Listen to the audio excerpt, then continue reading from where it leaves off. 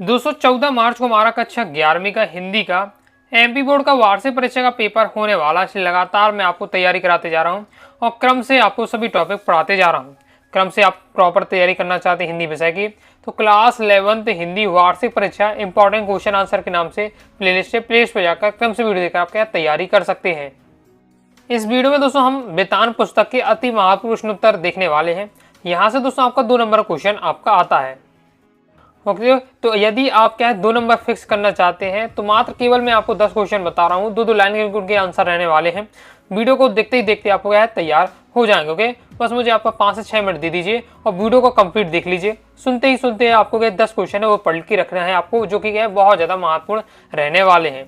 तो मित्र वही है जो भीड़ में खोने न दे और लक्ष्य वही है जो रात में सोने न दे।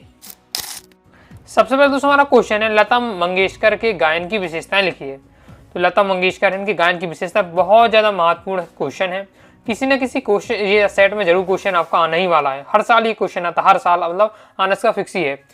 बिल्कुल सिंपल है और बस 2 नंबर का आता, 2-3 पॉइंट आपको याद रखना है। पहला है सुरीलापन। लता के गायन में सुरीलापन है, उनके स्वरों में अद्भुत मिठास, तन्मयता, मस्ती, लोच आदि है। उनका चरण मधुर गूंज से परिपूर्ण रहता है।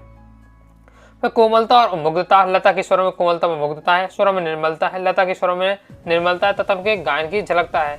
नाद में उच्चारण और शास्त्रीय शुद्धता। यहाँ 5 पॉइंटों के माध्यम से लता मंगेशकर जी के गायन की विशेषताएं दी हुई है। तो यहाँ तो आपको 3 पॉइंट जो भी आपको सिंपल लगे, ऊपर की 3 आपको पॉइंट माइंड में आपको रखना है। 2 नंबर आपके यहाँ फिक्स हो जाएंगे। नेक्स्ट बहुत ज्यादा इंपॉर्टेंट, प्रीवियस से कई बार ये भी क्वेश्चन आ चुका है, शास्त्रीय संगीत और चित्रपट संगीत में क्या अंतर होता है। बहुत ज्यादा महत्वपूर्ण है, प्रीवियस में ये भी आपका आ चुका है, तो इसे भी आपको तैयार कर रखना है। तो किसी सेट में देखिए लता मंगेशकर गायन की विशेषता आने वाली, तो किसी सेट में शास्त्रीय संगीत और चित्रपट संगीत में अंतर पूछे जाएगा, तो तैयार करके आपको रखना है। शास्त्रीय संगीत में क्या गंभीरता अपेक्षित होती है, जबकि चित्रपट संगीत में गुणधर्म, चपलता व तेज लय है। शास्त्रीय संगीत में ताल अपने परिष्कृत रूप में पाया जाता है, जबकि चित्रपट संगीत में ताल प्राथमिक अवस्था में का ताल होता है। शास्त्रीय संगीत में तालों का पूरा ध्यान रखा जाता है, जबकि चित्रपट संगीत में आधे तालों का उपयोग होता है। चित्रपट संगीत में गीत और आघात को ज्यादा महत्व दिया जाता है, सुलभता तथा लोच को अग्र स्थान दिया जाता है, जबकि शास्त्रीय संगीत में ऐसा नहीं होता है। तो ये आपके दिए 4 पॉइंटों में शास्त्रीय संगीत और चित्रपट संगीत में अंतर बताया है। तो आपको क्या है मुख्यतः 2 अच्छे से आपको तैयार करके रखिएगा। नेक्स्ट दोस्तों हमारा क्वेश्चन है, कुएं की खुदाई करते समय सिर पर धातु का टोप क्यों पहनते हैं। तो कुएं की खुदाई जब करते हैं ओके, तो जो सिर पर धातु का टोप पहन लेते हैं काम करने वाले, तो चेजार सिर पर कांच से पहले तो आपको यही से पॉइंट शब्द से मिल जाता है कि कुएं की जो खुदाई करता है उसे क्या कहते हैं, ऑब्जेक्ट पूछा जाता है तो चेजार बोलते हैं। तो चेजार सिर पर कांच से, पीतल या किसी अन्य धातु की एक बर्तन का टोपी पहनकर रखते हैं, ताकि उनके ऊपर रेत, कंकड़, पत्थर और उनका बचाव हो सके। किसी स्थान पर ईंट की चिनाई से मिट्टी नहीं रुकती है, तब कुएं के रस्से से बांधा जाता है। तो मेन आपको आंसर क्या रहने वाला है, कुएं की खुदाई करते समय जो चेजार होते हैं या जो व्यक्ति होते हैं उस सिर पर क्या धातु की टोपी पहन रहे थे। क्या कारण है, जब नीचे अच्छी गहराई पर पहुंच गए हैं तो ऊपर से जो मिट्टी के कण होते हैं, रेत होती है, वो क्या है गिरती है नीचे की ओर। ओके, तो उनके क्या है सिर पर लग जाएगी। अगर वो नीचे रहते हैं तो उनके सिर पर चोट पहुंच सकती है, इसलिए उस सिर को सुरक्षित करने के लिए धातु का टोप पहनते। सिंपल बात है। नेक्स्ट, रेणाजी पानी किसे कहते हैं। तो रेणाजी पानी धरातल से नीचे उतरा लेकिन पाताल में न मिलने वाला पानी रेणाजी पानी कहलाता है। अब ये आपका एक वाक्य में पूछा जा सकता है। तो रेणाजी पानी धरातल से नीचे उतरा है, यानी जो समतल है हमारे जहाँ मैदान है उससे नीचे उतरा है, लेकिन पाताल में न मिलने वाला जो बीच का पानी होता है वो आपका रेणाजी पानी कहलाता है। वर्षा को मापने के लिए रेजा शब्द का उपयोग होता है और रेजा का माप धरातल पर हुई वर्षा से नहीं बल्कि धरातल में समाई हुई वर्षा को मापता है। नेक्स्ट, कुएं की चिनाई कितने तरीकों से की जाती है। तो कुएं की जो चिनाई होती है वो आपके ईंटों से की जाती थी, खीप या घास से बनी मोटे रस्सों से और लकड़ी के लंबे लट्ठों इत्यादि से की जाती है। सिंपल है। नेक्स्ट है बहुत ज़्यादा इंपॉर्टेंट, ये आपका प्रीवियस में आपका आ चुका है और आपको अच्छे से तैयार करना है। हाई चांस है ये भी किसी न किसी सेट में आपको जरूर देखने को मिल सकता है। तो कुएं का मुंह छोटा रखने के क्या कारण है। जो कुएं होता है, कुएं और कुआं का डिफरेंस है। कुआं आपने हर विद्यार्थी ने देखा हो कुआं, तो कुआं में जो व्यास होता है वो कि बहुत बड़ा होता है। कुएं में व्यास क्या है बहुत ज़्यादा बड़ा होता है। एक साथ अगर 10 लोगों को पानी निकाला, 10 बाल्टियाँ डाली जाए तो 10 बाल्टी से पानी निकाल सकते हैं। जबकि कुएं की हम बात करें तो कुएं का जो मुंह होता है छोटा रखा जाता है। और कारण बताना कि क्यों रखा जाता है कि रेत में जमी नमी से पानी की बूंद क्या धीरे धीरे रिसती हैं। दिन भर एक कुएं में मुश्किल से 2-3 घड़े ही पानी जमा हो पाता है। यानी क्या बताया जा रहा है कि कम वहाँ से एक बूंद रिसता है और लंबे समय तक पूरे दिन भर क्या है 2-3 घड़े ही पानी मिल पाए।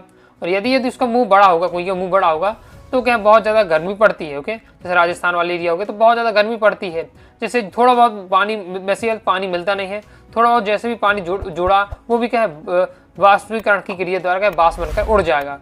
ओके, तो इस प्रकार के कुछ भी पानी नहीं मिलेगा। तो वही मैंने यहाँ बातें आपको बताई जा रही हैं। ओके, फिर कुएं का व्यास क्षेत्र में बढ़ने वाले तेज गर्मी से व्यास बड़ा हो जाने से भीतर में जो पानी ज़्यादा फैल जाएगा, भाप बनकर उड़ जाएगा, उसे रोकना होगा, ये उसकी बात हो रही है। इसके साथ ही छोटा मुंह रहेगा तो क्या है, जो पानी निकालना होगा, पानी क्या है ऊपर, अच्छा मतलब ऊपर रहेगा। ओके, जैसे लंबा एरिया है, मतलब बहुत बड़ा व्यास है, थोड़ा सा पानी है तो पानी पूरा फैल जाएगा, पानी नहीं निकाल पाएंगे। लेकिन अगर छोटा सा व्यास है, छोटा कुआं है, तो उसमें से थोड़ा सा पानी हो तो भी आप उसे क्या बाल्टी से आसानी से निकाल सकते हैं। तो ये भी उसका फायदा है, पहले पॉइंट में यही बताया जा रहा है। नेक्स्ट, कुएं को और उसके पानी को साफ रखने के लिए ढककर रखना जरूरी है। छोटे मुंह को ढकना सरल होता है, इसलिए लकड़ी के ढक्कन, खस की पट्टी की तरह घास फूस या छोटी टहनियों से बने ढक्कनों का प्रयोग किया जाता है, इसलिए कुएं का मुंह क्या है छोटा रखा जाता है। तो ये भी हो जाता है, जैसे कुआं का व्यास हम देखो बड़ा होगा, कुआं को आपको ढकना है तो इतना बड़ा कोई भी आपके पास आइटम नहीं होगा कि आपके पूरे कुएं को ढक सकें। लेकिन कुएं का व्यास क्या छोटा होता है तो आसानी से हम क्या है उसे किसी वस्तु से क्या ढक सकते हैं। तो ये भी उसका क्या है फायदा हो जाता है। नेक्स्ट देख लेते हैं। नेक्स्ट है, बेबी हालदार ने सर्वप्रथम चिट्ठी किससे और क्यों लिखी।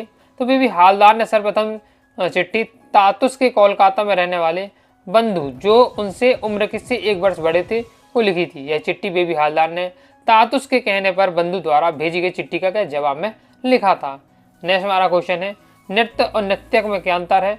नृत्य और नृत्य में क्या अंतर है। तो नृत्य क्या भावना, सारे क्रिया दोनों ही युगलबंदी होती हैं, जिसमें भाव प्रधान तत्व होता है, जबकि नृत्य अंगों में विपेक्ष मात्रा में होता है और नृत्य का बाहर अनुकरण होता है। आशा करता हूँ कि फिल्मों आदि से होने वाला नृत्य आपको नृत्यक नहीं दिखेगा। ओके, तो मैंने आगे की जो 2 लाइन है वो आपको क्या है तैयार करके रखिए, नृत्य और नृत्यक में अंतर।